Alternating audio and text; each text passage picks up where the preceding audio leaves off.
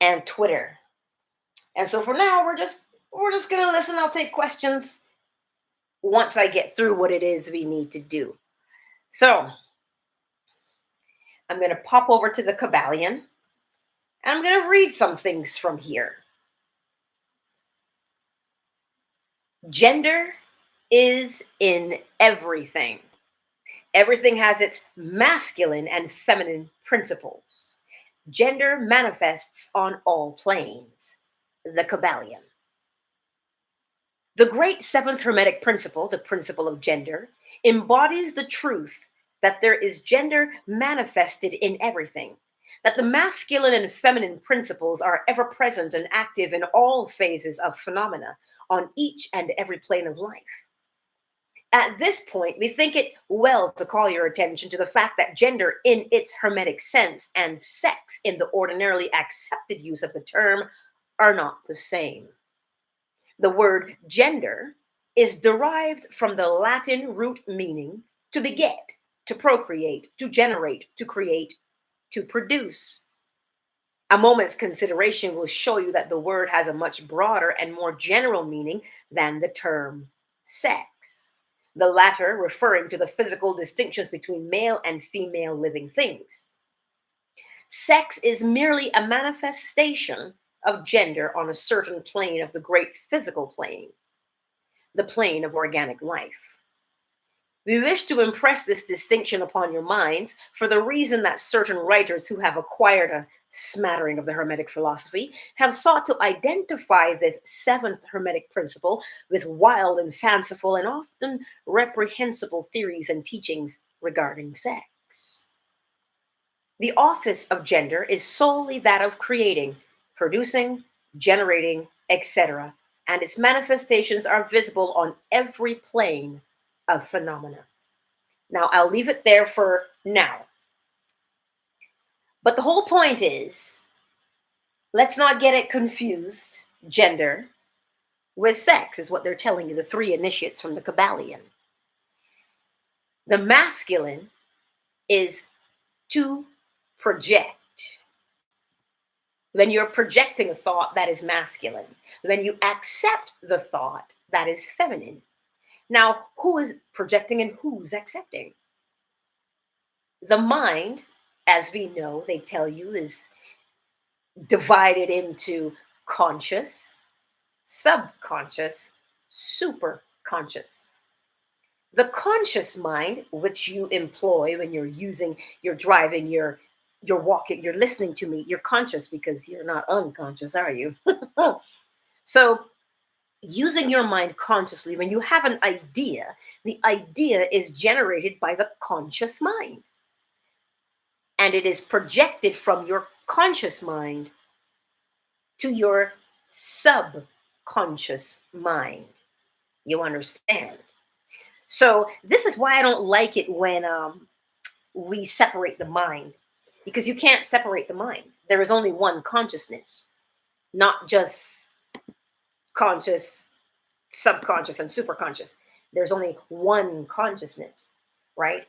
So then you have an idea, you project that idea somewhere. It doesn't go into nothingness, you understand? It goes somewhere. Where does it go? We call that the subconscious mind, the part of you that just takes in information. We're going to get to that on another day, but to break it down a little bit further. But we've spent so much time, because I know we talk a lot about, the masculine energy. Let us understand characteristics of the male is not masculine. I'm going to say it to you again. Characteristics of the male are not masculine. Characteristics of the female are not feminine. Let me break it down some more. Because a woman is aggressive, because a woman is loud and she has to be assertive, and she may wear pants, those are characteristics that we normally see in men, males. because it's been said the male is the more logical and assertive of the two, and thus he gives a demand or a command, and it is followed because he says what he means, right? That's what we think a man is. So if we see those characteristics in a woman, we think, oh, well, she's being masculine. No. To be masculine is to project a thought, a word, or an image into the feminine aspect, because it is creation, right? Something must be impregnated in order for creation to happen. You understand? So who's being impregnated on the mental plane? You impregnate yourself. You come up with the idea, right? Science shows us that the left side of the brain is masculine because it comes up with the idea, and that the right side of the brain, the artistic side, accepts that idea and brings it to form, to fruition. That is masculine, that is feminine. You understand? Now, when we're on the physical plane, like you and I are, you see, because I wear a dress, I have flowers in my hair, those are characteristics of the female. Well, they're just characteristics of the female. It's just a characteristic. What is a characteristic? A characteristic is something that you can look at, and based upon what you're looking at, you can identify it. That is a characteristic. Correct? So right now, I am masculine because I am projecting words to you. You are being feminine because you're listening. You are accepting. So when you go out into the world, I'll give you examples of masculine and feminine from the mental plane and the physical plane. Okay? A preacher is masculine. I'm not taking questions quite just yet on fan base. I see you guys. So this is why I'm looking down all the time. Just bear with me. I'm not taking questions just yet. Hold on to your questions. I'm coming. Then you go to church and your pastor is up there and he's teaching and he's preaching and can I get an amen? Hallelujah. And he's doing that. That is masculine. He is projecting the words from the Bible and you are receiving them. Masculine is to project. Feminine is to receive. Okay? Now, the teacher at school teaching the classroom, masculine, because it is a projection of a thought, an idea, words, images. Okay? Now, here's what happens on the physical plane, mentally. When you are out into the world, you see commercials? Commercials on the TV are masculine. Why? Because they are projecting an image to you. I'm going to say, ba-da-ba-ba-ba. I'm loving it. What is that? You know that it is McDonald's. Why? Because the think tank that came up, dial 273-7373, pizza 73. That is masculine. Why? Because they got it from the producer's head, the projection from the producer into you. Feminine.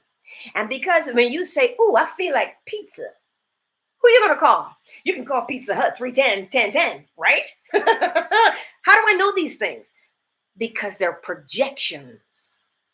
When you see the yellow and the red clamshell, you think of Shell gas station. When you see the blue and the white and the red, you think Mobil oil. Those are projections because they're images that are continually flashed over and over and over and over again. They are being projected upon you.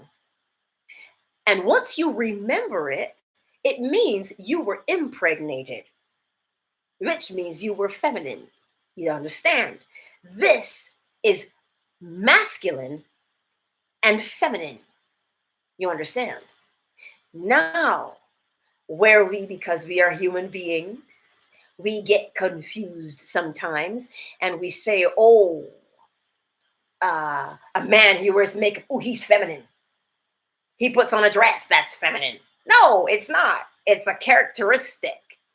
It is something that, let me give you a little bit of history. I know I'm going really quick today, but there's a reason. Let me give you a bit of history to help you understand where these characteristics came from. If you look at the Maasai tribe in Africa, if you look at the Himba tribe in Africa, if you look at Indian tribes, men and women dress alike. They're usually robes and they're free flowing. In the Maasai, it's the same thing. Men and women look alike in their apparel, in their clothes. They dress the same, right? They dress the same. Now, in the West, back in the day, what happened was women were not allowed to wear pants. One of the reasons why women were not allowed to wear pants, it was thought that the crotch of the pants would rub against the clitoris and thereby arousing the female. Heaven forbid a woman should be aroused, but I digress. That's a different day. So women weren't allowed to wear pants, right? Second thing women weren't allowed to do was to ride astride on a horse. Why? Because the stimulation allegedly against the clitoris would make the woman aroused and thus, oh, she would be uncontrollable. Huh? So women were relegated to wearing dresses. That is a characteristic that was set upon the woman, right? If you go back historically, anthropologically, in a community, both the men and the women wore the same thing, something that was easy to move in. But when you know that word civilization, when the word civilization was presented, so now you can't wear a grass skirt, you can't look like a man, right? That's what they thought. So that's where that came from. The look, the apparel, the characteristic of clothing, right? And rouge, makeup. You see, now what happened there was after the clothing was relegated, now the chores became delegated as well. Well, they say, well, women are weaker, so you can do the less laborious work. No digging ditches for you. So no cutting down trees for the woman. Thus, she ended up doing what? In the kitchen, having babies, right? Because within the human, the need to procreate, you see it? As human beings, we create in one of three ways. We copy our DNA by male, female, coming together to create offspring, procreate them. You understand? Or if I need to build something, I get the idea in my mind, I go outside and I get the wood for that, I get this and I build it. That's two. But the other way to create is mentally. So you see, in order to create mentally, we all know that to create physically, why? Because the laws of creation tells you as above, so below. So if you need, now here's where it is. Because as humans, we have form, we have to procreate. We have to physically, because we're physical, we have to physically have sex to procreate. But mentally, you don't have to have sex to create. Mentally, you project the masculine into the feminine, thereby bringing about form. So, what we've been doing for the longest time is using characteristics to define masculine and feminine, when in actuality, they are their own thing. And the term I've heard it mentioned a few times, gender fluid. I've heard that term. At some point, what makes gender fluid, I become a listener, thus making me feminine. So I move because masculine and feminine, if you go back to the laws, you have the law of polarity, masculine on the left, feminine on the right. They're the same in nature, meaning they're the same in their behavior and their presentation. Hot and cold are the same. It's just a matter of vibration. The higher and faster the vibration, right? And faster you get hot, the slower the vibration you get cold. It is the same with masculine and feminine. They are the same in nature. You understand? Ooh, my neighbors are cussing today. Yikes! I digress. So, when you're looking out into the world, remember, if you are teaching, sharing, expressing anything, a behavior, as long as you're projecting it, that is masculine. Okay? If you are listening or you're being passive, you are feminine. You're taking it in, you're absorbing, right? For instance, a woman in labor, if she's in active labor, well, she's masculine. Why is she masculine? Well, she's pregnant, she's a woman. Why is she masculine? Because she's moving, she's doing something, right? To do is masculine.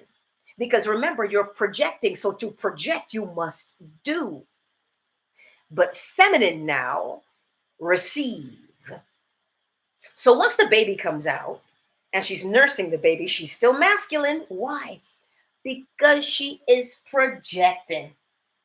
Projecting milk into the baby. The baby is receiving the milk passively. Thus, the baby is feminine, whether it is a boy or a girl. You see. So, let me say it to you again, and then I will take some questions. To be masculine is to project an idea, thought, or image. To accept the thought or image and give form to it is feminine. Okay? Does that make sense? Now, let me say some hellos while you gather your questions, because I know this will be a very good one, right? I'm going to start with Twitter. I see you, good vibes. I see you, shy. I see you, soft. I see you, and Yafa. Hello, my darlings. I see you here on Twitter. On Fanbase, Shea Butter, Share, Wealthy, Mandalock. Oh my God, Peachy! Peachy, I haven't seen you in such a long time. I trust that you are well. Tanya, hello. And Mr. B Bar, I see you too. Let's get to YouTube. Let me see you, Queen Marat. Peace and love, I see you. Dimensions of J, hello. Oh yeah, I see you. Serious Joker, hello. Let's see. Oh Yayla, thank you. Thank you very much for your generosity today. Essential Wave, I see you. You see, I see all of you here. If you've got questions, I can take questions live via Twitter because they can come on and ask me their questions. Same for Fanbase. If you have a question on YouTube, type it out and let's get the ball rolling. Where is this confusing? Thank you, my dear Oyela. Beautiful. I appreciate it so much. Where is it confusing for you? Because I know some people get hung up on the fact that, suits and ties are masculine, right? But no, it's just a characteristic. It's just what the man wears because we said he should. But if you anthropologically studying of human behavior and culture, if you look at the Maasai, if you look at the Himba tribe, if you look at any of the indigenous tribes in the Amazon, they just really cover the groin, nothing else. Women are topless, men are topless. You see it. They wear the same clothing. It is just that in the West, we say, oh, that is so barbaric to show your bits. But In those tribes, the bits are not seen as sexual. The bits are seen as functional. It is the function of the female to breastfeed. That's how they see it. You understand? Because that's how Mother Nature said it should be. Right? So that's why they're not confused with who's doing what role. They may dress the same, you see, but in the community, they know that women carry babies in their womb and they breastfeed, right? That's what they know, right? So because we are in the West and we say, well, a woman should wear makeup, a woman should look this way, a man should look that way, it is here's a word, it is a bastardization, which means it's you're making it crass when you look at it and you say, well, a woman should do this or a man should do that. Granted, the male is stronger. As a whole, the male is stronger. You will find times that the female is stronger. But as a whole, in general, the male is stronger. There are exceptions, correct? So he'll do the things that the female, not that she cannot do them, but he's just going to be better physiologically at doing it. So that distinction between projecting a thought, image, or word into your own self, which means to generate your own ideas, to think for yourself, is masculine. It's called what? Willpower. Willpower is masculine, meaning, but you know what happens? We use that word so frequently. I'll get it done is abbreviation for I will get it done. But what does will actually mean? Your willpower is your force, your intention behind what you are doing, behind the projection. You see it? Masculine. So now when you go forth into the world, you see, when you go forth into the world, you can look at something and say, oh snap, that commercial, that ad on TV, that newspaper article, the news, it's masculine. Project, project, project. Masculine, right? And you see, the way the mind works is beautiful.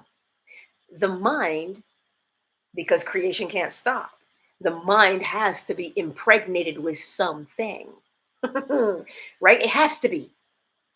This is why when you're saying something to someone, right, if you are just passively taking in, meaning you're not guarding the gate, you're just allowing somebody to come along and say anything they want to you.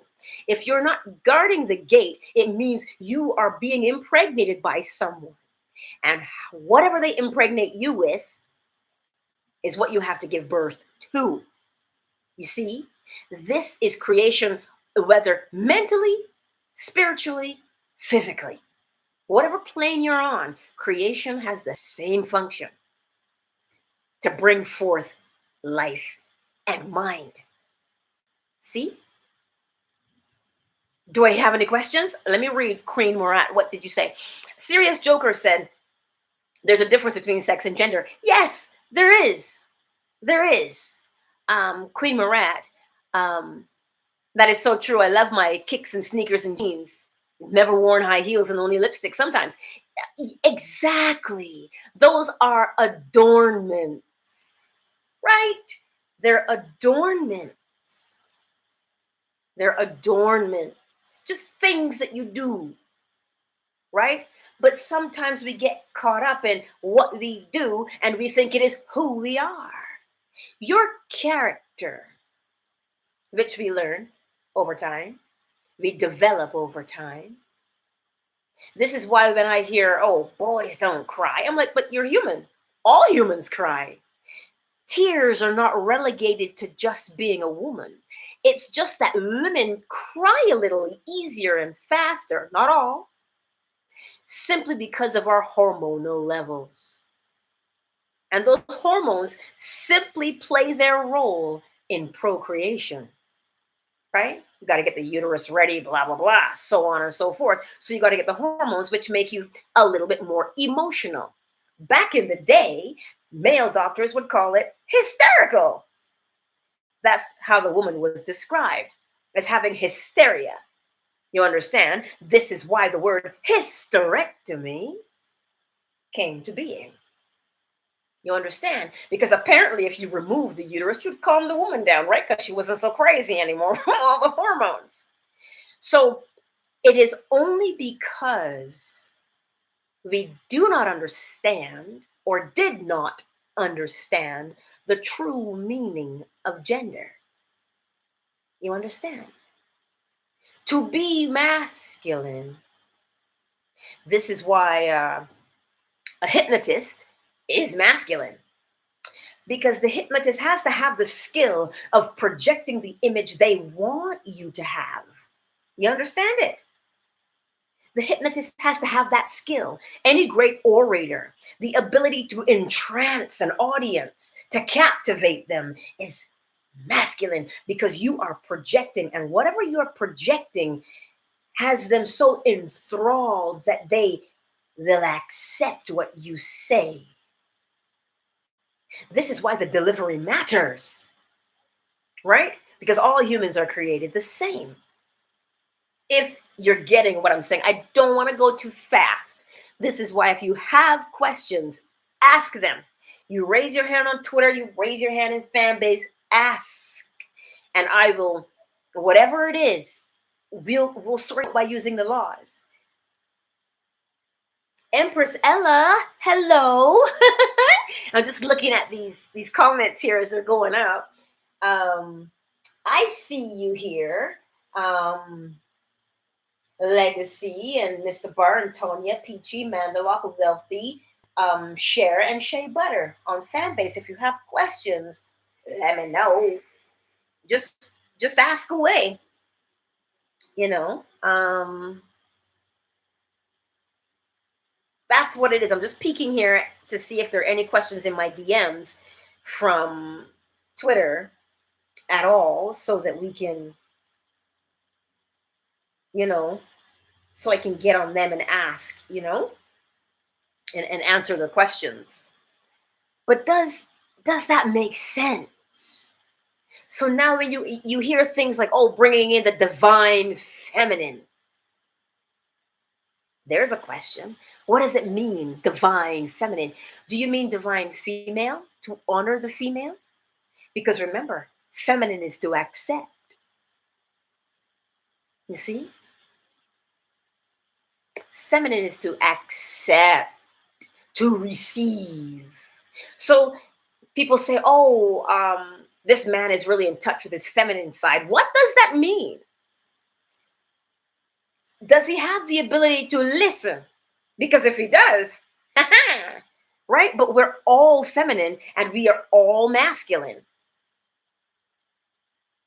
Because why? At any given time, you are speaking, and at any given time, you're listening. You're the same person, just doing different activities. Right? Does that make sense? And the reason what prompted me to do this is because I had questions about it for people who didn't quite understand. It's not that um it's not that anybody wants to be ignorant. It's not that anybody wants to be whatever. It's that if we understand, then we behave accordingly. Right? But right now, there's a distorted view of masculine and feminine, male and female. There's a distorted view. Right? This is why questions are important. If you have questions, ask them. Because I don't want you to leave and, not have your questions answered. I'm just peeking in here to make sure that I'm not missing any DMs, you understand? So I'm looking down. This is new for me to be on so many places at the same time. So when we understand the law of gender, it is easier now to protect your mind. Your mind is your greatest weapon. Do you understand? It is your greatest weapon, or it can be your Achilles heel if you don't know how to use it. If you allow things and people and situations to come along and continually tell you things, why? Because when you are told something over and over again, this is how we learn. We learn by repetition, and repetition brings habit. Habit brings autopilot. Autopilot means you don't have to think, you just do. So when we understand the law of gender, it will make more sense that you have to protect your greatest asset. What is your greatest asset? Your mind is your greatest asset.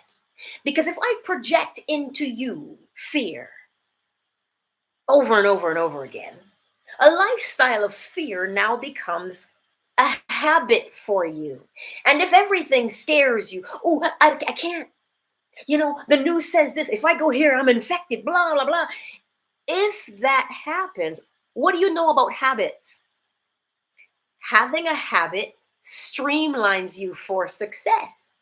And when you are streamlined for success by way of that habit, whether that habit is good, bad, or indifferent, the habit now rules you. So it is imperative that you understand that you are not just supposed to be passively feminine and taking information. You don't take in information without examining it. So to examine, what is examining? Examining means you are the guard at the gate. You're using your consciousness, your critical thinking. So when you hear something, you say, now how does that make sense? Where's the evidence? How does that make sense? And you work it out. But now, because remember, someone had to masculinely project that thought, idea, or word to you. And you don't just let it sink right in there. You don't just get pregnant randomly. You won't do it physically, so don't do it mentally. You understand? Is this making sense?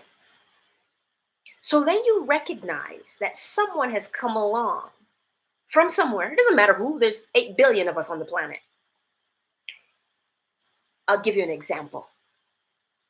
My boy came across a video. I started telling you guys about this last time, but we're still working our way through it.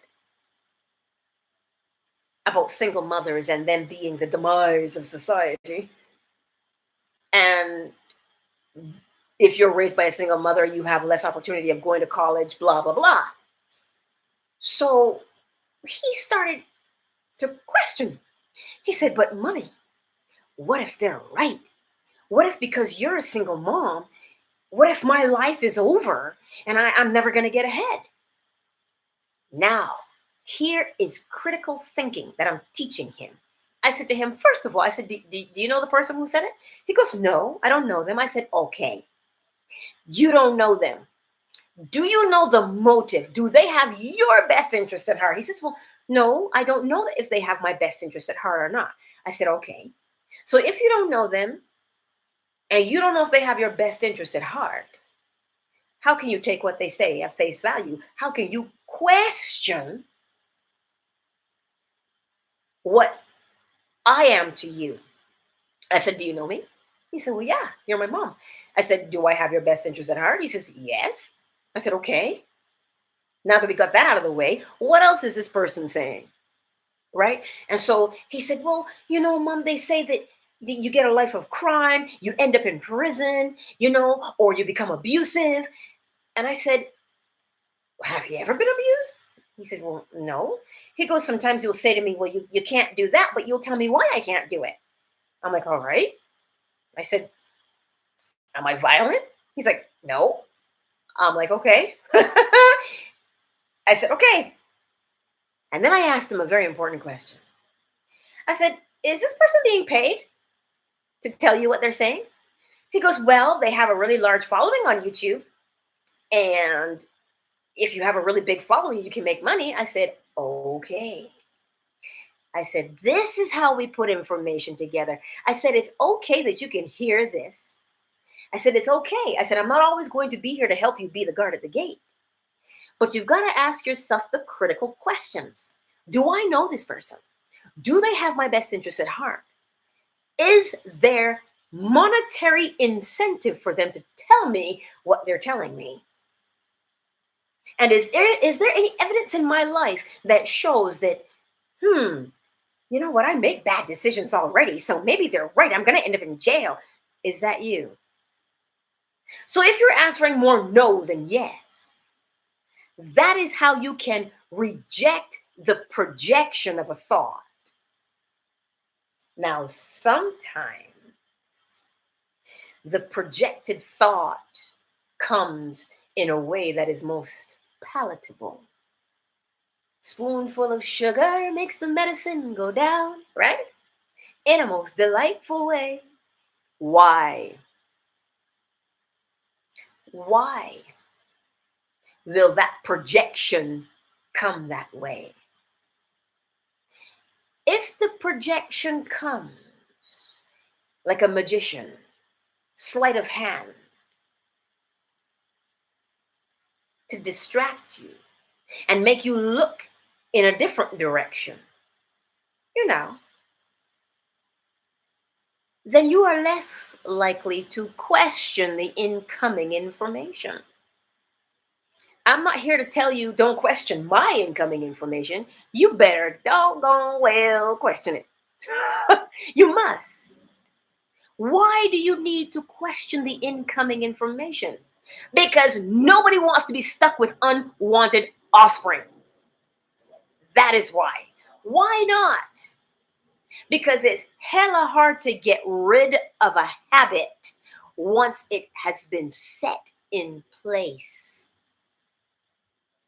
That's just the design, right? The design of the human is to function via habit. You must have the habit. Think about it. If you did not have a habit, you could not get up and walk. You'd have to get up and learn to walk. You would not be able to get up and speak. You'd have to get up and learn to speak. You wouldn't be able to get up and 2 plus 2 is 4. You'd have to get up and learn to count every single day. So some habits are necessary for your survival and maneuvering in the world, right? So this is why, if you do not recognize the difference between masculine and feminine, listen, ignorance, meaning you don't know, ignorance does not stop the law from working. Whether you know that the law of gender exists is irrelevant. It does not stop the law from working. So don't say, well, I didn't know. Well, then learn. Because ignorance can be banished like that. All you got to do is learn. Who are you going to learn from? You see, now here's the thing. There's so much information out there. So much. How do you sift through it to make sense of it? Well, how did I do it? I can only tell you how I did it. I went all the way back. You can have as many holy books as you want. You understand? You can have as many holy books as you want.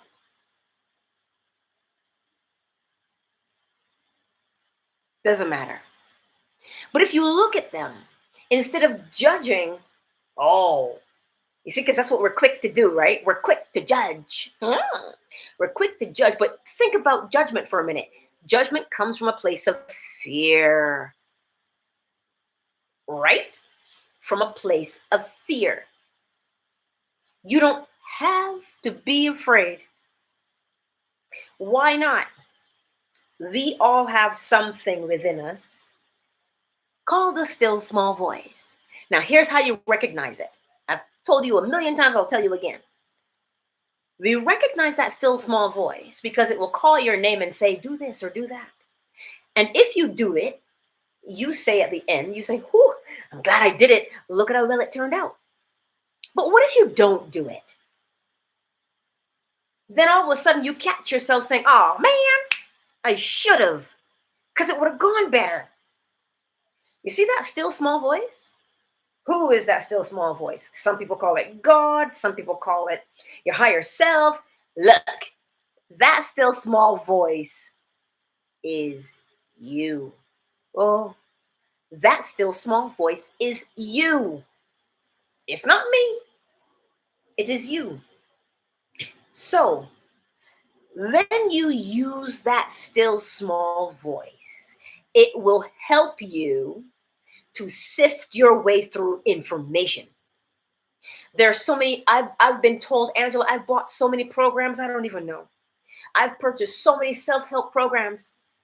And I always ask one question. Why?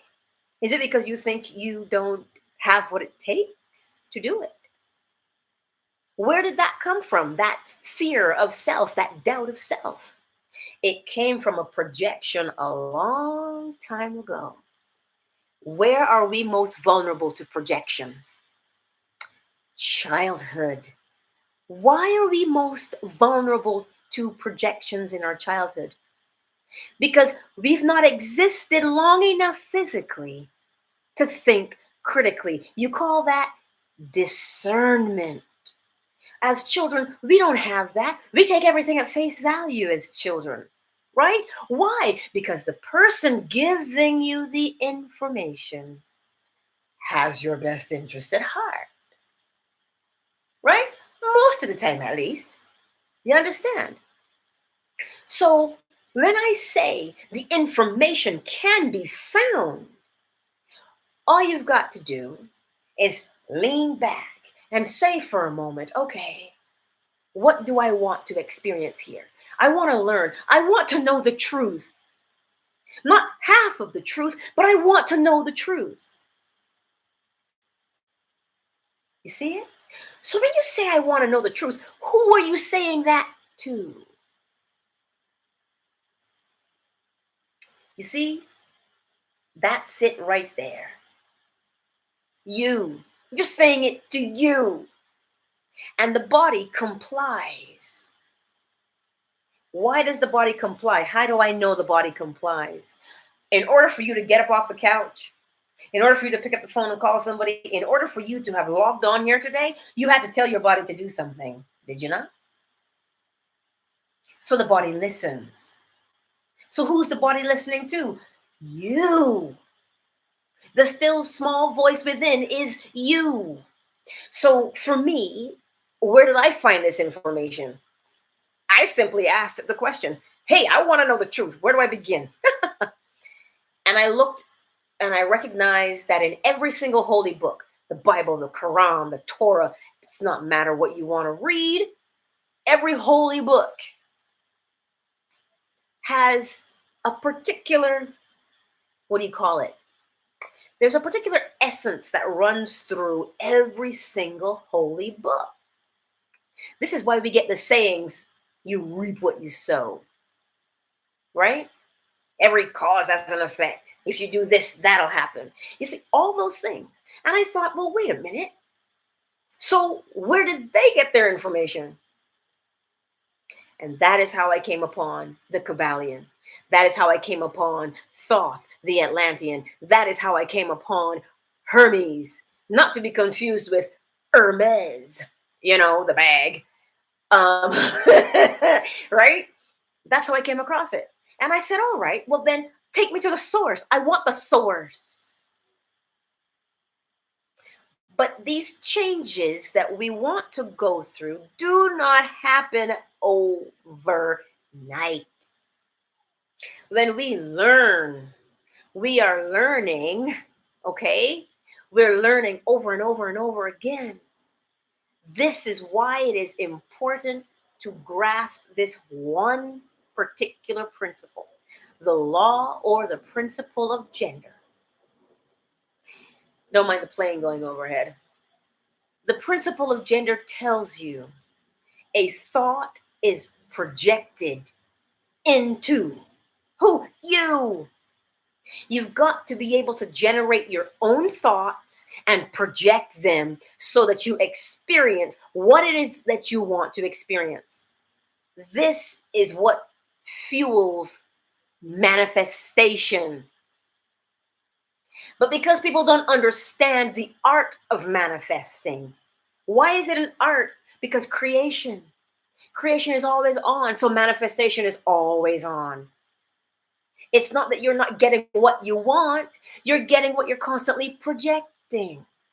But if you don't understand that it is you who projects into yourself, then how will you grasp the concept of changing your life?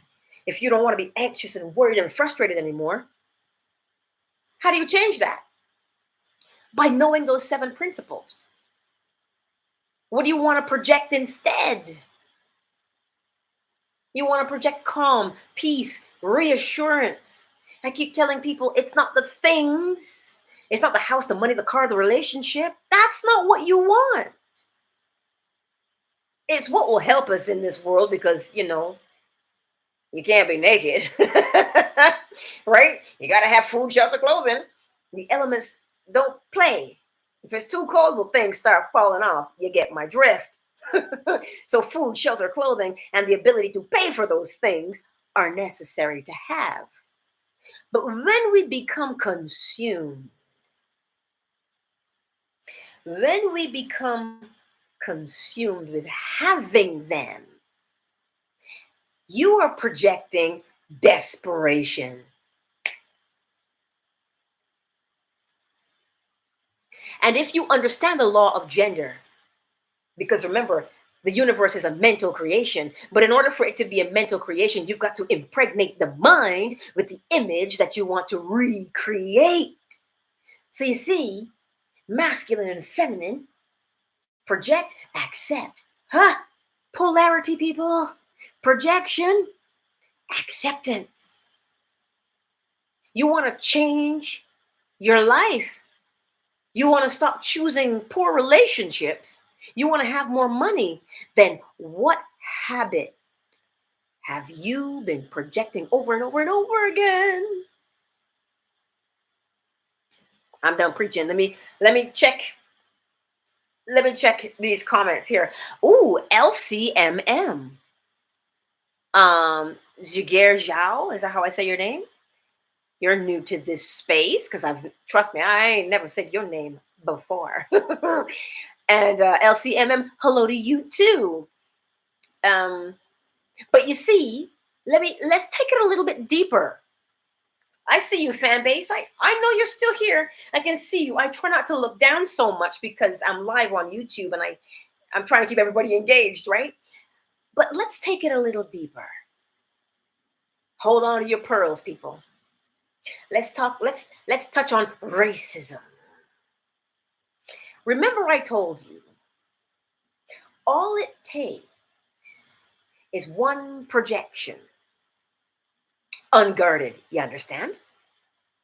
Now, collectively, as a culture, Black people did not choose racism. You understand? They did not.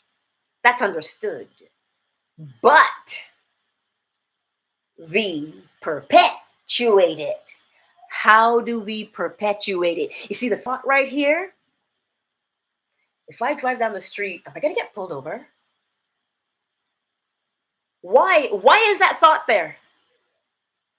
Why is that thought there? Am I going to get pulled over? Because every time you turn on the TV, somebody just got shot by the police and he was Black 60 times. I was like, wait, what? Did I just hear this right?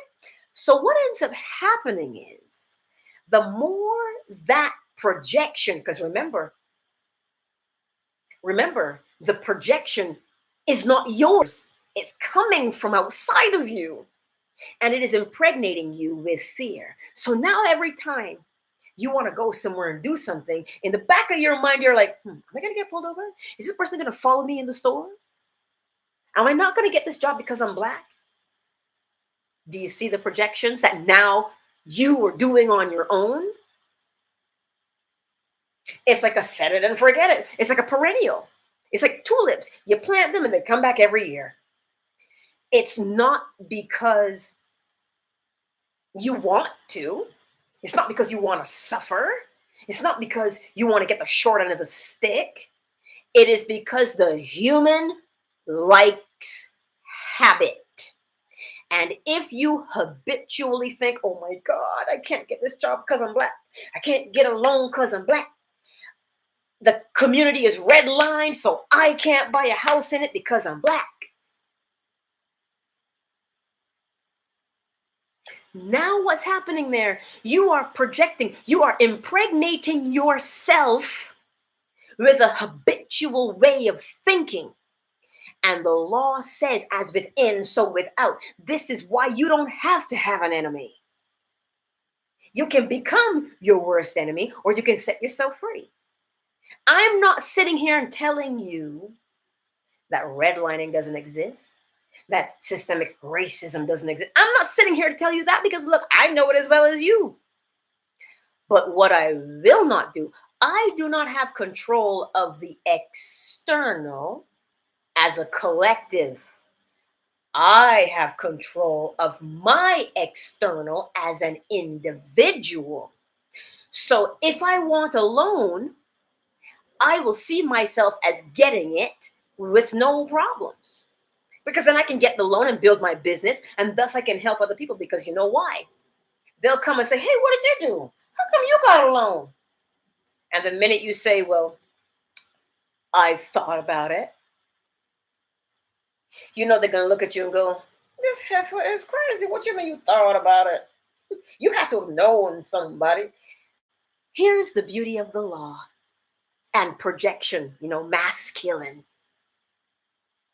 The beauty of the law is, if you learn to use it, if you learn to project what it is that you want out into the world, what does law number 2 tell you? If you have been memorizing your laws, you'll know what that is. Correspondence. As within, so without.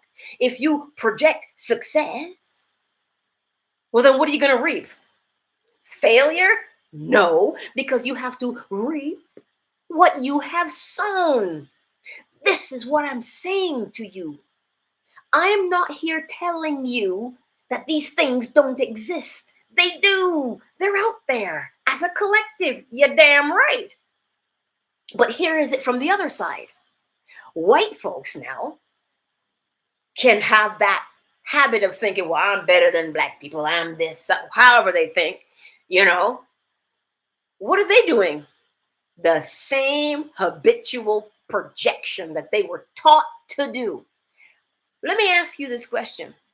At what point in your existence will you stop allowing yourself to be impregnated with just random things? When are you going to stop that? When are you going to stop it? Because control is yours. Well, I don't know how to stop it, Angela. You don't. Project what you want to happen. Well, Angela, that's all fine and good, but what do you mean project it? Exactly what I said. Take a moment for yourself and you ask yourself, well, what do I want? What do I want? Because I'm tired of being broke. Yes, I know you're tired of being broke. So if you don't want to be broke anymore, what does that mean? It means you want to be financially secure. Does it matter? Yes. So now, okay, what does financial security look like? It means I can pay my bills. I don't have any problem. I can buy food. I can buy whatever I want, no matter how big, no matter how small. That is financial security. And that's what I want. Okay. Is there an image, perhaps, that you can generate? If I say financial security, can you generate that image? And if you can generate that image, good. If you can't, well, then the internet is littered with them. You can cut them out from magazines anywhere. Pinterest, for God's sake. Find something that says to you when you look at it, financial security, and pin it up somewhere where you can see it all the time. Why? Because now you got to give yourself the habit. You got to give yourself the habit of seeing, speaking, and thinking financial security. Does it happen overnight? It may take you a couple of weeks, but from day one, if you are consistent, you will begin to see the changes. You'll begin to see the changes. How do I know? Because I'm living it with y'all. I'm not telling you something that A, I haven't gone through or am going through. I can only speak from experience, right? I can only speak from experience. So, what is a habit? Because once you know what the habit is, you know how to create them, right? A habit is a thought or an activity or a word that you do what? Over and over and over again. Because the habit is what the body requires to be successful. So if you say you want financial security, you cannot then turn around and go, well, I don't want to be like Bill Gates. I don't want to be like Jeff Bezos. I don't want to be like them. I didn't ask you how you want to be. You don't look at them. You don't look at them. If they don't represent financial security to you, don't look at them. But if you look at them and you judge them, you see that projection? Oh, that projection is stronger than you wanting financial security. So because it is stronger, ta-da, you're going to get it. You're going to get the fact that you hate money because you hate them.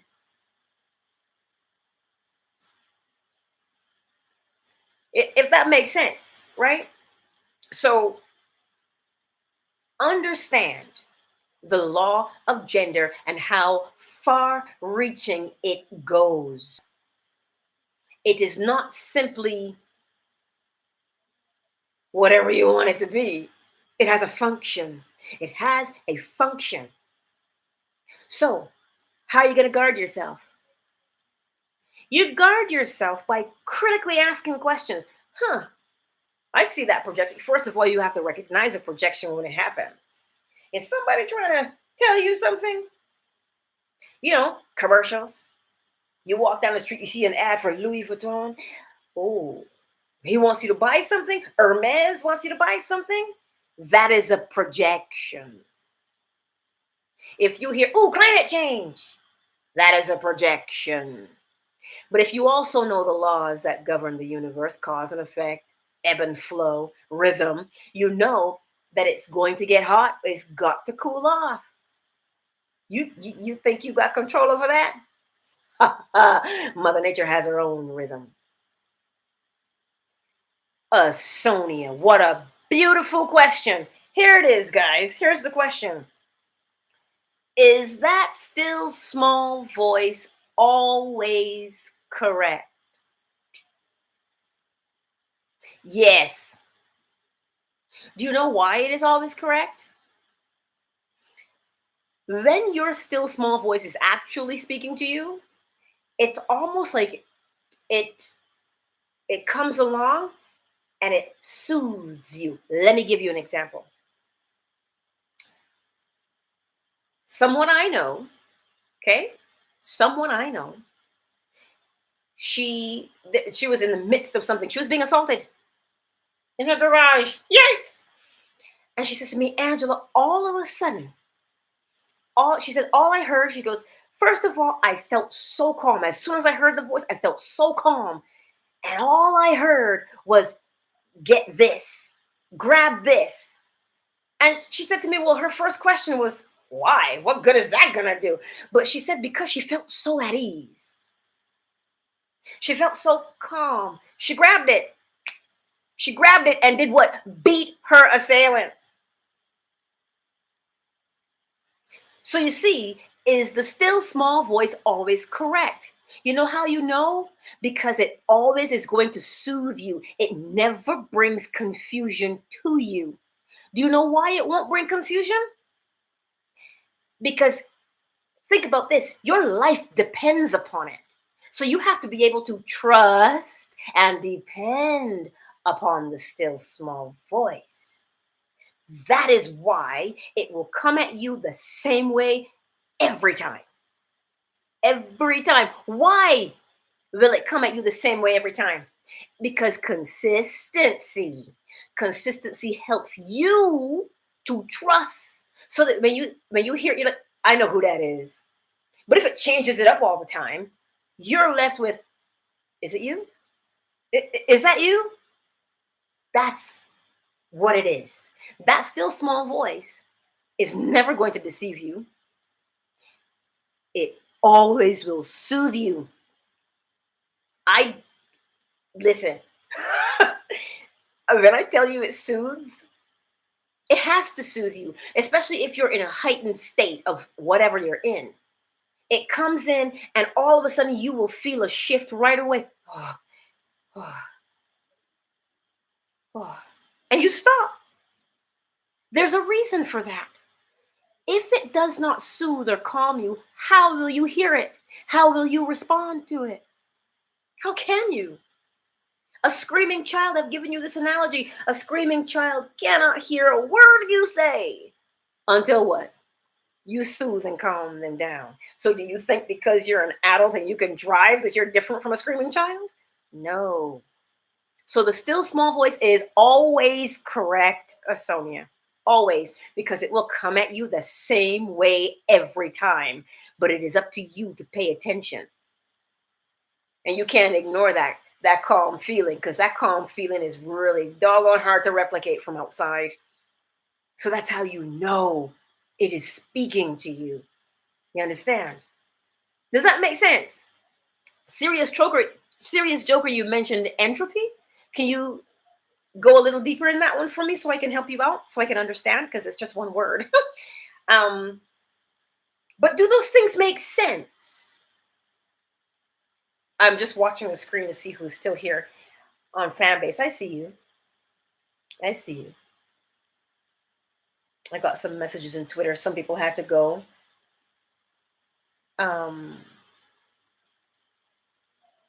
Just responding gives you a chance to type your questions.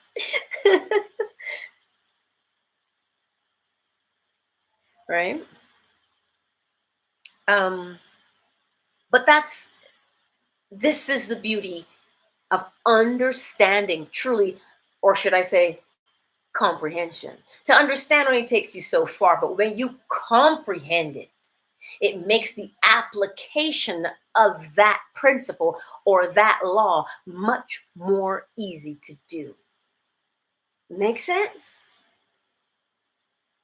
I'm glad I answered the question. I don't know what the question was, but as long as you know what it was, serious joker. But that's when I say to you that having a deep comprehension of these 7 Hermetic principles, when I say that they change your life, I don't think you understand what I mean. They change you from the inside out. Now that you grasp the wisdom of gender, now that you grasp it, when you walk around, when you're living your life now, you'll see it everywhere. You'll see it everywhere and on every plane. You'll see it. Because why? Creation is always in progress.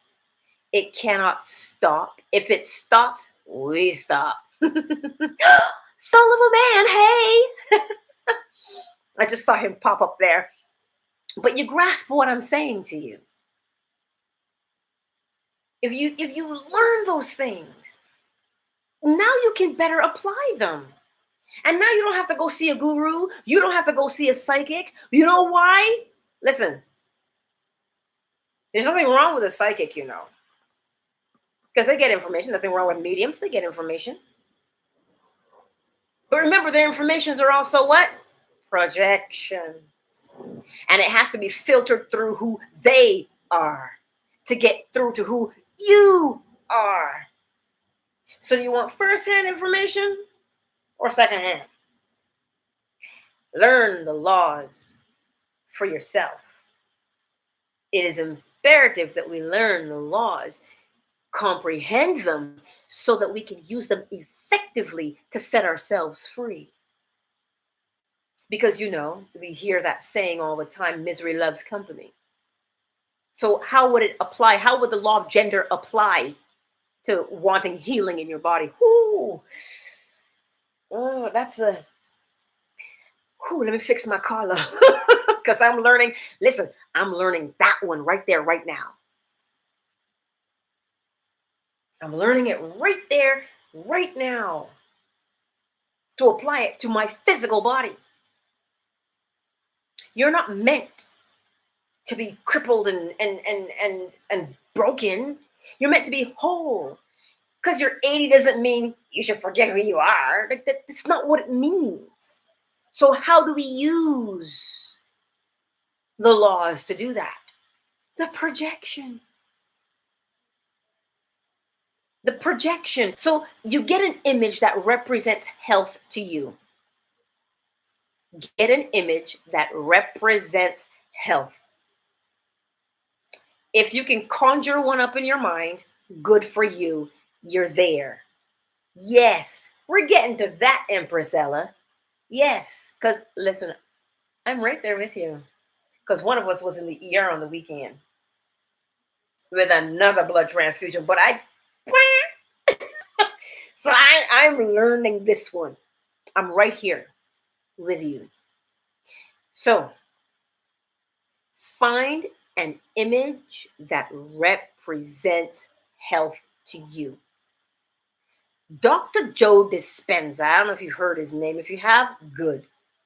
I do believe he had a spinal injury where he could not walk. If memory serves me correctly, you may have to correct me. But what he did is he was laying in the hospital bed. What he did when he was laying in that hospital bed, and all the doctors, you know how doctors are. Yeah, they come in, they tell you, they give you their projections. Yes, they do. Now, we've heard placebo and we've heard nocebo, correct? What's the placebo effect? The placebo effect is the doctor projecting into you saying, listen, we've got the cure, we can help you. Take this, and you're as right as rain. And you believe his projection, and thus you are healed. And all he gave you was a sugar pill. Were you sick to begin with? You're damn right you were. You were feeling it in your body, right? So he projected healing, and you accepted it. You see, projection, masculine. You accepted the placebo, feminine. Thus you were healed. Nocebo works, but in the opposite. The doctor comes along and says, well, you got 2 weeks. Better get your affairs in order. Or the doctor says, well, this is the only course of action. We're going to have to cut that off. Or we're going to have to cut that out. And you believe the doctor. And it ends up that you accepted his projection. So, how do you heal yourself? Project an image of health. I will say this to you, because I'm not insensitive and I'm not ignorant, but I comprehend. When you feel your spirit, okay, your spirit in your body, and when you feel your spirit doing this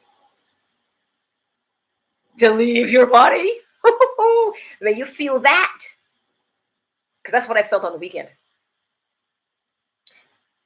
The only I couldn't speak. There was nothing I could do, but I could think. I was somewhat coherent for that. All I could say to myself was live, live, live. It's the only thing I could say. I couldn't say anything else. So when I tell you that words matter and commands matter, I didn't say to myself, don't die. Don't what? Don't tell yourself what you don't want. Tell yourself what you do want. I want to live. So that's what I said to myself. Live, Angela, live. That's all I could say to myself. Because I could feel my spirit wanting to vacate my body. Not because I didn't want to be here, because there wasn't enough blood to anchor spirit to be here. You understand? So when I say to you, I get it, when I'm sitting here and I'm telling you about healing yourself, that's what I'm talking about. I'm saying to you, find an image that represents health. Look at it, breathe it, live it. Make it become a habit for you. So when you think, when you want to say, ooh, that hurts, you say, yeah, my body, but my body might hurt.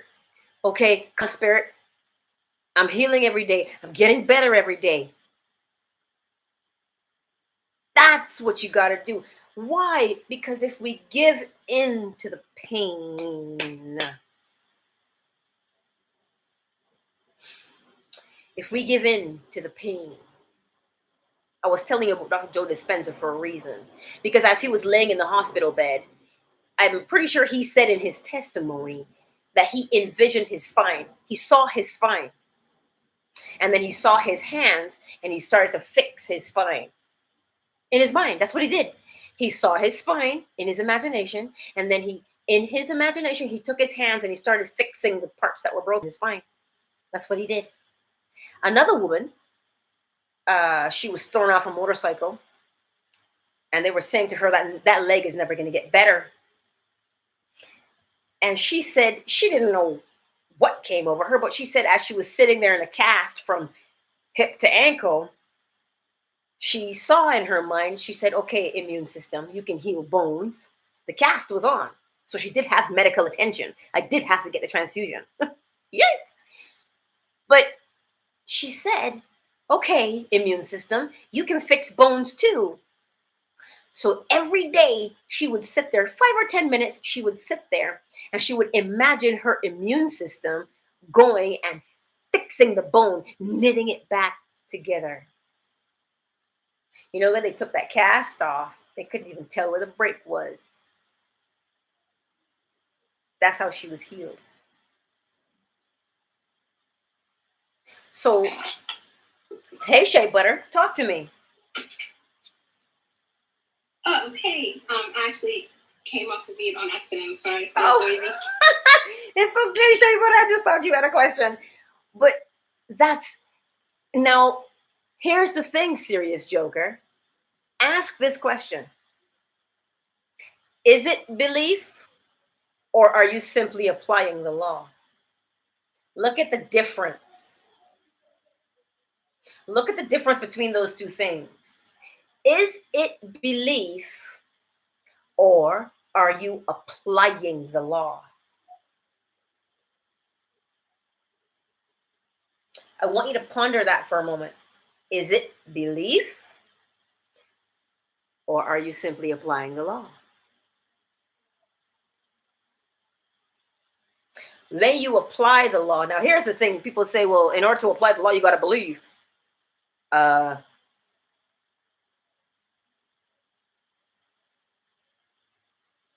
No, you don't have to believe because the law is there. There's evidence of the law every day, all day.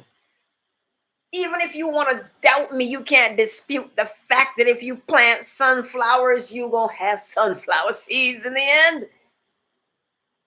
You can't dispute that. The law is always in action. So what is there to believe? So Do you need to believe it, or do you just need to apply it?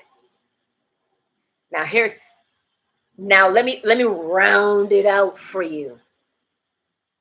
Let me round it out for you. When a projection is coming at you, is the projection true or false? You don't know if the projection is true or false or not. But here's what makes it true. How many times you hear it. Why? Because repetition is what makes it true. Not because it's true or false. Oh? This is why if you believe, oh, if I don't do it this way, then that can't happen. I got to do it this way to let that way happen. If that is your belief, you cannot contradict law. As within, so without. So you see the thing with belief? I'm not telling you to believe or not to believe. I'm asking you, is it belief or is it application of the law? I'll wait. Listen. Because, and the reason why I say that to you, that it's not the belief, right? Is because if you look around, we all know, because we learned to read, you know how you have A is for apple? If I told you that the apple is a pear, you're going to fight me. How dare you, Angela? That's an apple. That's not a pear. That's what you'll tell me. Why? Why do you know that that's an apple? Because you were told A is for apple. How many times? How many times were you told A is for apple? You see it? So the amount of times that you hear it is what creates the belief. But with the law, you just need to know it and apply it. You don't have to believe it. But you see now, the more you do it, then you believe it. But you don't start with belief.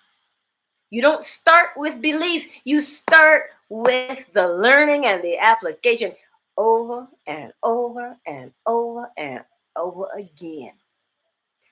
That is what creates belief. Look, y'all getting me. Y'all got me all fired up. You got me fired up. But does that make sense? So now when you go out into the world, you're gonna be like that curious child with a net. Because why? They're catching butterflies, people. So you're not catching butterflies, you're catching projections. You're gonna catch those projections. Ooh, got it. Ooh, I got that one. And what are you gonna do with it? You are going to examine it. Because the more you hear a projection over and over and over and over again, this is why it doesn't matter what news channel you turn to, it's going to tell you the same thing. Why?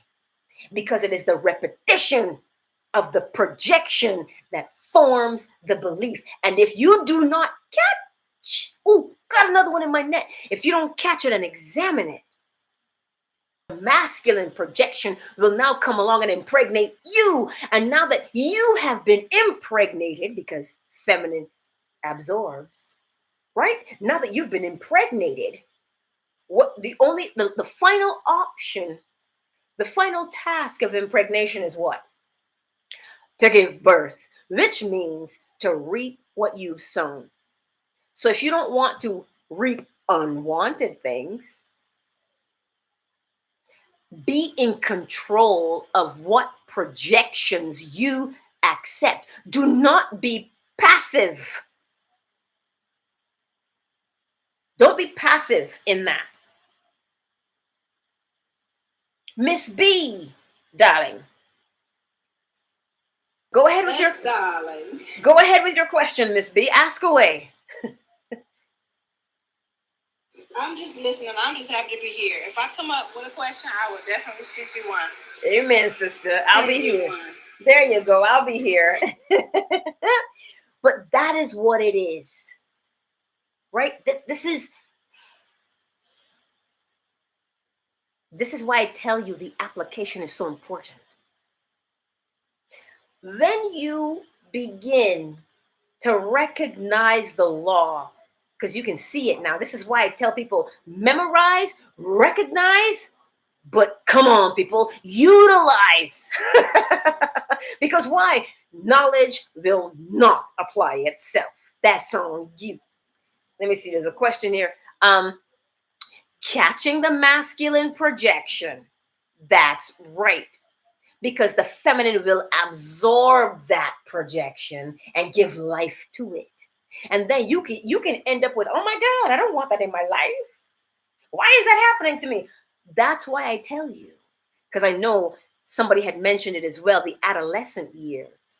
See those young childhood years and the adolescent ones? Those are most vulnerable. They're most vulnerable to the masculine, to the projection. Because they don't know any better. They don't have a filter. They don't have a net. So they can't discern. But you and I, as a grown-up, as an adult, we can discern. But here's what's wrong with us sometimes. We don't want to think for ourselves. Can it just be easier? Listen, it only gets easier by way of habit and repetition. But you got to put in the work first to generate the habit. That's what makes it easier. And what? Second nature. But you've got to do it. That's the only work required. Practice, practice, practice. You think the swimmer gets in the pool and didn't learn to swim? Well, somebody gonna be drowning today. So you get in the pool and you backstroke, front crawl, butterfly. You learn all the moves till you perfect them. Why? So that when they get in the water, they don't have to think. They do. This is how the body was designed. Habitual application will bring you success. Yes, serious joker. It will. This is why I say to you, even if you doubt me, pay attention to how many times you see the same commercial. Pay attention to how many times you hear the same newscast. Pay attention to how many times you are told to do the same thing over and over and over again. Why? Because the more you hear it, that's where the belief comes from. The more you accept the projection over and over and over again. See, some people are lucky and get knocked up on the first try. Bam, they pregnant. But some of us, the pleasure is in the trying, if you know what I mean. This is what creation is. Take pleasure in your creation. So that means, well, what do I want to be? What do I want to do? How do I want to feel? Right? I'll give you an example. We've heard the term bougie before, right? I heard this little girl say it on Ellen. She was like, I'm bougie and I'm cute. And I was like, oh my God, you are adorable. But bougie now, to me, means you are pretending to be rich on the outside. Don't pretend to be rich on the outside. No, my sweet friends. Walk with the attitude of rich and wealth from the inside. Oh, why, Angela? Because if you behave like you rich on the inside, when you speak to people. And don't get it twisted, rich folks aren't rude. Are you rude? Do you say thank you to your server? Do you say thank you to the cashier? Yeah, that's what I'm talking about. It's invisible. Only you can see it, right? So you walk around with the attitude of, oh, I am wealthy. I got all my bills paid. I can help anybody I want to, right? Because now you don't have to fake it. You know how you are. Some people go and buy the car because they want to keep up with the Joneses. Do not keep up with the Joneses on the external. Because why? You cannot break the mirror to change your face. But if you walk with the attitude if you lean with the attitude, if you speak with the attitude of wealth and authority, well, then it has to show itself on the outside for you to experience it. Don't work the other way. That way is harder. And you'll go broke trying to keep up with the Joneses. But if you are going to pretend on the inside. Why? Because you see, that pretense on the inside is a masculine projection. And the more you do it, the more you do it, the more you do it, the more you do it, then you impregnate yourself, and you have no choice but to what now? But become wealthy. You feel me? This is what I'm saying. So it goes the same way for health. Even though you, listen, I'm not telling you don't go see doctors. Don't, Who was in the ER? I was in the ER. So I'm not telling you don't go see doctors. I ain't no fool. I ain't no fool. Go see them and weigh it out and start projecting health. Do you understand? This is what I'm saying to you. You've got this in the bag. Practice, practice, practice, practice. What are you going to practice? You're going to practice coming up with your own thoughts, your own ideas, the way you want to feel, the way you want to be, what you want to experience. That is masculine. It is called your will. You know, we always hear, oh, they got such a strong will, the will to live. What do you think that is? You've got a strong desire. That willpower, right? Yes, Miss B. I got my question now. Don't Yes. laugh at me. Listen, ask the question. Ain't nobody gonna laugh. Remember when I told you that it was a particular time in the dead of winter where I was seeing a lot of summer bunnies. I was seeing bunnies. And some time passed and I didn't see them no more. Even in this weather now I keep seeing bunnies. All last week I seen bunnies. Mm-hmm. Yes. I think that speaks to fertility and abundance because I'm not pregnant or nothing, but I've been having some type of dreams, which let me know that I'm manifesting my abundance, which is exciting. So I just wanted to share that in case somebody else might see that symbolism, because there's no coincidence. You are exactly right, Miss B. Exactly right. Because if you've got the thoughts, see, so for Miss B, bunnies represent fertility, they represent abundance, they represent wealth. So she's thinking about it. So she'll see the thing, the marker, right? That's the image for her. So it's only a matter of time until cash money starts coming in. It's only a matter of time. But once you keep your projection, now understand this. I'll tell you why it's so important that repetition works. The reason why the projection has to stay steady, imagine, if you will, just imagine. If you know the make, model, year, color of the car that you want, and you hold that image, and you repetitively see that image over and over and over again, what are you going to get? You're going to get that car. So if you don't hold the projection steady, if you are not faithful to hold the projection, health, right? If you're not faithful to hold the projection of health, if you contradict it, if you contradict your projection, it is like drawing and erasing, drawing and erasing, drawing and erasing. Do you end up with a finished product? No, you don't. So this is why when you recognize that a commercial is being played a million times, the news is being told the same way over and over again, there's a reason. Because the projection, if you hold it steady, will be recreated. This is why you cannot waver. This is why you cannot, and this is why I tell people, you see the doubt that we have? Doubt is unnecessary when you're applying the law. Because the law tells you as within, so without. No ifs, ands, or buts about it. It's nothing, you can't escape that. So if you know as within, so without. Oh no, but what if? That's your body.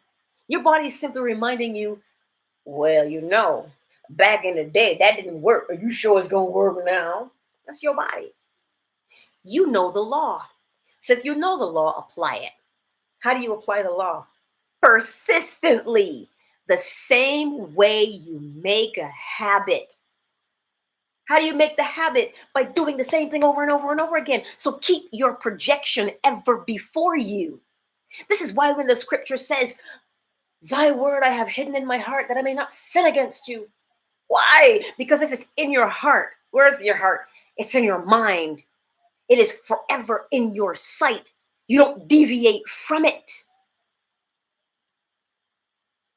When you're when you're trying to conceive, you don't project one day and pull out the other day. You what? You project every time. Keep putting it in.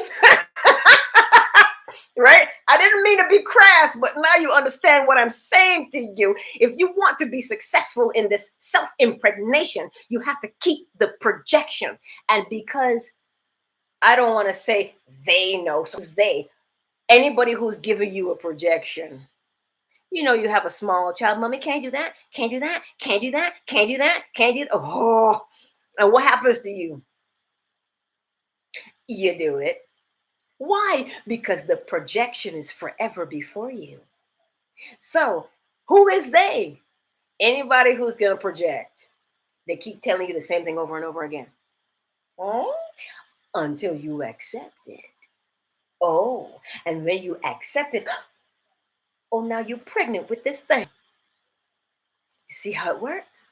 That's how it is. So remember now, because I'm going to close with this, because it's been an hour and a half. Y'all still here. I love you. The law of gender. Masculine is to project a thought, an image, a word, whatever. You projecting an emotion. Doesn't matter. You're projecting it. And we're always projecting, aren't we? That is masculine. To accept it is feminine. Because it is in the acceptance of the projection that aids creation and brings it about, so that whatever was projected is what you experience. You see it? So you do not have to be passive in your acceptance. Be active. What does it mean to be active? It means to question it. How many times have I heard this? So anything that is going to stimulate your emotion to get you to act right away, that's when you got to put the brakes on. Put the brakes on and say, wait a minute. I should be able to think this through. And if you feel any kind of pressure from the outside, no, you don't have time to think it through. Walk away from that transaction. If you get my drift, right? That is exactly it, Miss Sonia. Application. That is the work to put in. But do not contradict yourself. Oh, it's been a week and nothing changed. Women don't even know they're pregnant necessarily in that first week. Some do, some don't, right? So keep doing it. Hold your projection, hold your image. Because the same way you can hold an image, you gotta know that image is being projected at you steady, steady, steady. They're not deviating. They're not deviating from that projection. So you don't deviate from yours. Think about that. There's a reason why you don't deviate. If you do not deviate from the projection, sooner rather than later, you will reap what you've sown. So you're not the only one planting. Remember that. You are not the only one planting. Planting is always being done. Just make sure that whatever seeds that are going on, that are being thrown about, they better be seeds that you want to experience. So if you want to experience fear, partake in things that project fear. You see what I'm saying to you? May seem ridiculous, but apply the knowledge over and over and over again. Creation has one function: expansion. You see? So now that you understand, you have a deeper comprehension of the law of gender. Do not mistake gender for characteristics of the male or characteristics of the female. Okay? Don't get those two things confused, because they're not the same. Because I wear a dress doesn't mean I'm feminine. It just means if I don't wear this dress, I'm gonna be naked. That's what it means. Right? To be female is different from male. Right? Why can't women get away with wearing pants? Because they're easier to move in sometimes. Come on, they don't get caught up and tangled up, you know? Especially if you're riding a bike. Work with me here. So remember, masculine is the projection of a thought, an idea, a word, a feeling, projected outward. Feminine is to accept it. Accept it. You see? There you have it. That is masculine. That is feminine. Male, because, they tend to be bigger generally and stronger generally, and they pound their chest, You know how men can be, eh? But because a woman has to be strong, like physically, go out there and do construction and whatever. Why is she doing it? She's not a man. She's just paying her bills. You see what I'm saying? So don't get the two things mixed up. Don't get those two things mixed up. One of them is immutable. The law, masculine projection, feminine acceptance, that is immutable. That's never going to change. It can't change. But if I want to wear a dress, I can. If I want to wear pants, I can. But the form, male, female, cannot change. It is immutable. Why is it immutable? Because it has a role to play in creation. Remember, it doesn't matter whether it's on the mental, physical, spiritual plane. There's a role that everything has to play. There's a part that everything has to play. Everything has a part to play. Not because I'm trying to be ignorant. No, listen, I'm governed by the same rules, same principles, same laws. I'm in this female form because that is my role assigned to me by Mother Nature that says, berries. Is it a reduction in who I am? Hell no. I've got a personality and characteristics. And I don't get my characteristics and my personality mixed up with my role. It's just a role. Like any actor. He's just playing Superman today. That's his role. But when he goes home, he's who he is. You understand? So now that you've grasped and you've comprehended masculine and feminine, you will see it everywhere in creation. Why? Because masculine, something must project. Feminine, something must be accepted. Why? So that creation can happen. That is the only reason masculine and feminine exists. So that creation can occur. And where does creation occur? The all is mind. The universe is a mental creation. So get into the habit of impregnating yourself with your own thoughts. This is the virgin birth we hear about so much in the Bible. And with that, my beautiful friends, I thank you for sticking around. Let me give my shout outs to everybody again on YouTube. Queen Marat, I love you. Thank you for being here. Dimensions J, Oyela, Serious Joker. Let's see who else was here. And again, Oyela, thank you for your contribution. Creamer Rat, Empress Ella G. Thank you. Jaguar Jow, thank you for being here. LCMM, thank you. I'm scrolling. Miss Sonia, darling, thank you for being here. I trust you are well. Because I know, I remember. Soul of a Man, thank you. Ultra Magneto, hey. I'm seeing you. I'm seeing you. Yes, and Essential Wave, I'm seeing you too. Reese, hello, I'm seeing you too. Yeah.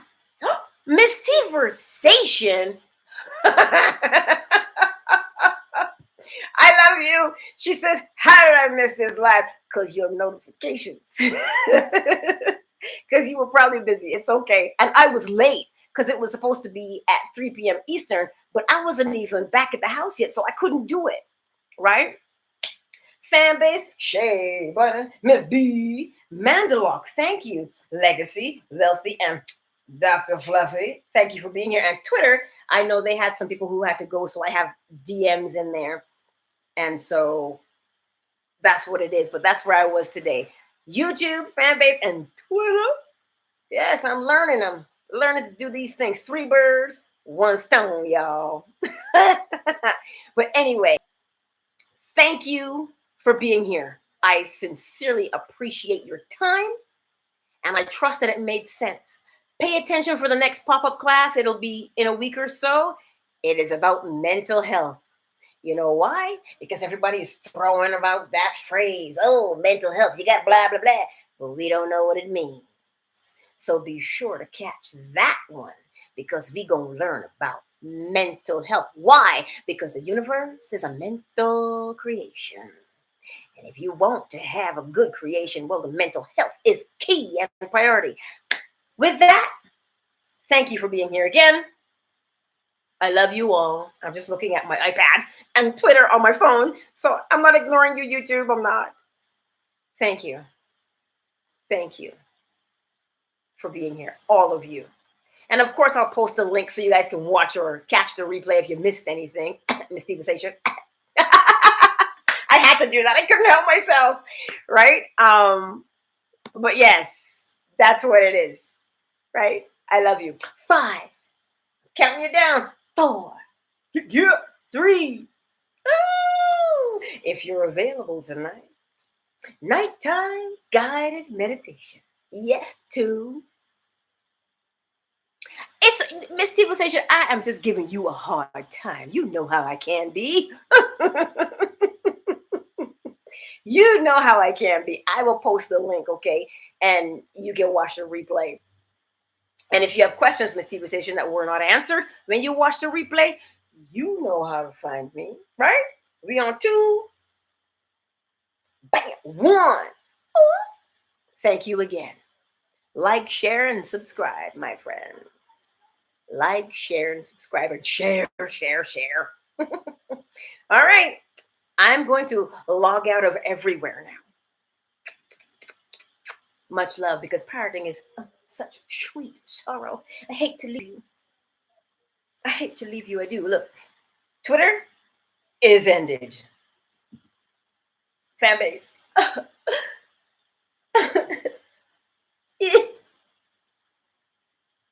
Fan base is ended. It's just you and me now, YouTube. You and me now. Well, you're welcome, Mystiversation, anytime. Anytime, my dear darling. Anytime. Yes. That's it.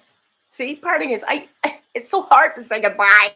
But I'm going to see y'all around, okay? Because I'm getting used to doing more lives and such. But thank you, each and every one of you, for being here. And I appreciate it so very much. All right? Much love, my beautiful friends. Much love.